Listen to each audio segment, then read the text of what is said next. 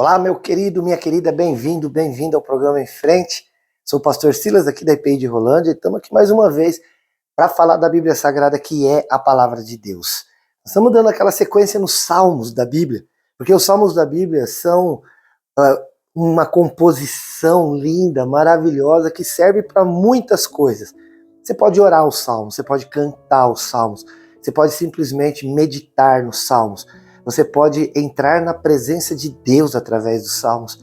Você pode aprender como servir melhor a Deus através dos Salmos. Você pode saber quem é Deus através dos Salmos.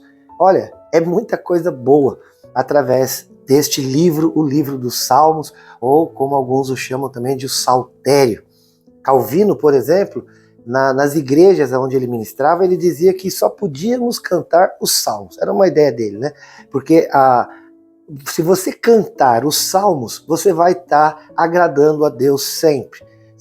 Porque assim, querido, quando você reproduz a palavra de Deus numa oração, por exemplo, é certo que essa oração vai dar certo. Por quê? Porque você está orando aquilo que Deus se agrada. Ele mesmo falou. Quando você canta algo que já está na palavra de Deus, você agrada a Deus já de cara. Por quê? Porque ele que inspirou a letra desse cântico. Então essa era a ideia de Calvino, que é uma ideia boa. Claro que hoje nós temos muitas composições que também valem a pena usar para adorar a Deus, mas quando você pega a própria Bíblia, que é a palavra de Deus, e usa para cantar, usa para orar, é certo que aquilo que você está fazendo vai dar certo, porque a palavra de Deus, ela é infalível. Hoje nós estamos no Salmo número 110. Ele é bem curtinho, tem 7 versículos e eu quero ler com você. Diz assim: Disse o Senhor ao meu Senhor, assenta-te à minha direita, até que eu ponha os teus inimigos debaixo dos teus pés. O Senhor enviará a Sião o cetro do seu poder, dizendo: domina entre os teus inimigos. Apresentar-se-á voluntariamente o teu povo no dia do teu poder, com santos ornamentos, como o orvalho emergindo da aurora, serão os seus jovens. O Senhor jurou e não se arrependerá. Tu és sacerdote para sempre, segundo a ordem de Melquisedeque. O Senhor, à tua direita, no dia da sua ira, esmagará os reis. Ele julga entre as nações, enche-as de cadáveres, esmagará cabeças por toda a terra. De caminho, bebe na torrente e passa de cabeça erguida. Vamos falar um pouquinho desse salmo, que ele é muito interessante. É um salmo de Davi. Davi viveu muitos anos, centenas de anos antes de Cristo, o Messias. Mas muitos dos salmos de Davi são chamados de salmos messiânicos, porque ele fala exatamente aquilo que seria Jesus. Olha, mas centenas de anos à frente.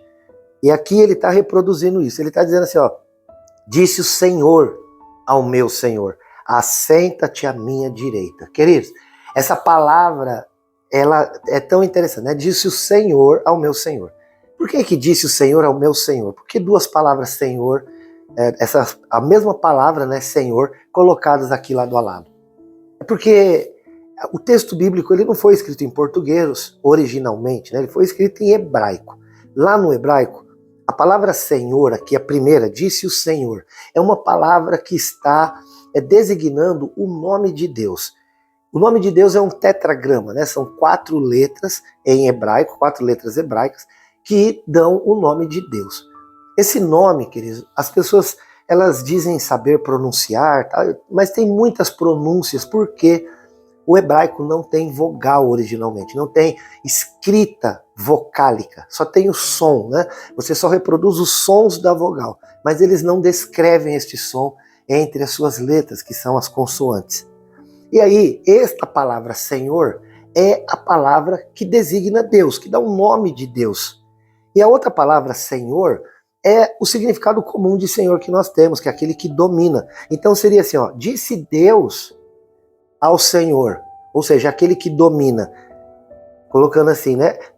Se assenta à minha direita. Queridos, é muito interessante, né? Então está dizendo assim, vamos colocar o nome Jeová, né? Disse Jeová, que é o Deus Todo-Poderoso, ao Adonai, ou seja, ao Senhor, assenta-te à minha direita. Deus está falando consigo mesmo, porque a Bíblia muitas vezes chama o próprio Deus de Adonai. Será que ele está falando consigo mesmo? Na verdade, ele está falando com Cristo. E como que a gente sabe disso? Porque lá na Bíblia, em muitos lugares, como por exemplo Filipenses 2, nós vamos ver em Atos capítulo 7, quando Estevão está pregando e sendo martirizado por conta disso, o Estevão vê o Senhor Jesus à direita de Deus Pai. Então é muito certo que quando Davi está dizendo, disse o Senhor ao meu Senhor, quer dizer, disse Deus ao Senhor Jesus, você pode pôr aí um parênteses, assenta-te à minha direita, é uma conversa de pai e filho, de Deus e de Jesus. E que o Davi já está dizendo muitos anos antes de que o Senhor Jesus estaria sentado à direita de Deus Pai. E a representação que isso traz é maravilhosa. O fato de Jesus estar à direita de Deus Pai indica que é Ele quem tem o governo. O rei, quando colocava alguém à sua direita, você já ouviu a expressão, é meu braço direito, é meu braço direito. Porque o braço direito, geralmente, é aquele braço que a gente usa para quase tudo, né? A maioria das pessoas são destras e os canhotos têm seu lugar também, claro, mas a maioria é destra, né? Usa a mão direita para fazer as coisas. E aí, queridos, ele está dizendo, olha, a direita, nesse caso aqui, né, é um sentido figurado, claro. Está dizendo, olha, a direita é onde eu uso a minha força, é onde eu domino e faço as coisas. Então, se um rei colocasse alguém do seu lado direito, essa pessoa estava praticamente em pé de igualdade com o rei. Claro que quando a gente traz isso para as questões humanas, terrenas, o rei, ele entregava, né, as suas coisas para essa pessoa. A gente vê José no Egito assim, a gente vê Daniel também, né, na Babilônia, quando aqueles reis colocam na mão destes homens, né, o faraó fez isso com José e também Nabucodonosor e Dario fizeram isso com Daniel. O quê? Entregaram para eles um domínio tal que eles só não tinham mais domínio do que o próprio rei, porque de resto estava tudo na mão deles. É claro que quando eu estou falando isso entre Deus e Jesus, eu não posso fazer esse tipo de argumentação, porque o Pai e o Filho, segundo a palavra de Deus, são um, né? Então, eles estão conversando entre si para dizer, olha, estamos em pé de igualdade. Estamos em pé de igualdade. Então, isso olha, o que você está aprendendo aqui no Salmo agora? Eu sempre tenho dito, né? O Salmo serve para meditar, serve para orar, serve para louvar, para adorar, mas ele serve para aprender teologia também. Quando o salmista diz isso, disse o Senhor ao meu Senhor, disse o Deus Pai ao Deus Filho, assenta-te à minha direita, quer dizer, é você quem governa, ou melhor, somos nós quem governamos. Aqui está a expressão da trindade. Você vai falar, mas tem dois. Porque o Espírito de Deus e o Espírito de Cristo também formam uma coisa só. Então olha que coisa maravilhosa.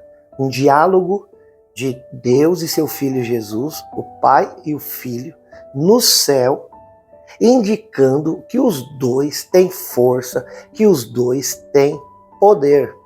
Que coisa linda. Querido, então, não tenho o que temer.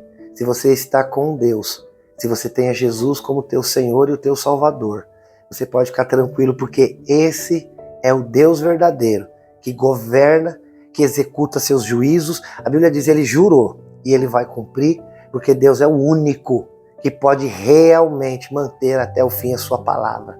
A gente pode tentar, e a gente deve se esforçar, mas conseguir mesmo, a gente não consegue garantir, mas a gente se esforça. Agora Deus, ele pode falar, porque ele pode se garantir. Então hoje, todas quantas são as promessas de Deus para a tua vida, em Cristo Jesus, você pode ter uma garantia, nele você tem o sim e o amém. Em Cristo você terá para essas promessas o sim e o amém. Deus prometeu que vai te dar uma família abençoada, então você vai dizer sim e amém em nome de Jesus. Deus prometeu que vai te abrir portas de excelência e que vai te prosperar se você assim o buscar. Então você pode em Cristo dizer sim, amém.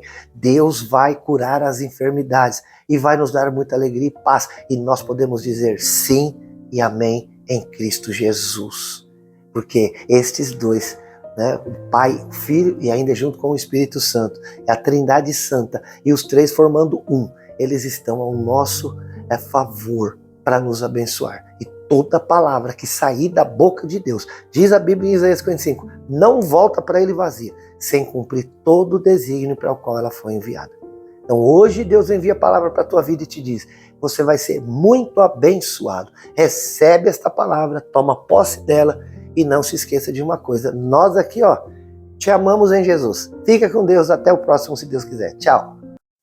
Senhor nosso Deus e nosso Pai, nós viemos diante de Ti hoje para clamar pela Tua misericórdia, pela Tua graça.